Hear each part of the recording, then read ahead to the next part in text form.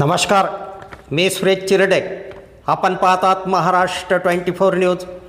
देशी कट्टा व जिवंत कारतूस बाळगल्याने दिग्रजचा आसिम बावला अटकेत. स्थानिक गुन्हे शाखा यवतमाळ यांची कारवाई.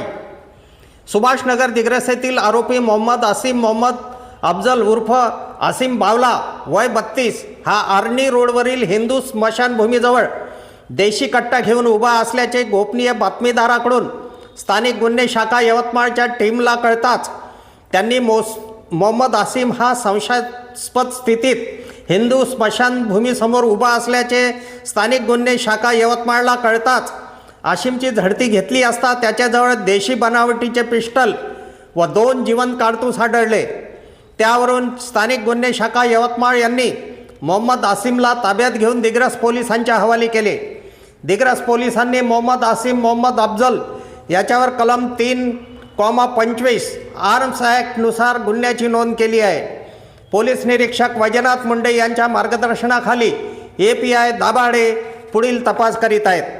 आमच्या पुढील बातम्याचे अपडेट पाहण्याकरिता आत्ताच आमच्या चॅनलला सबस्क्राईब करा व बेल आयकॉनवरती क्लिक करा. धन्यवाद.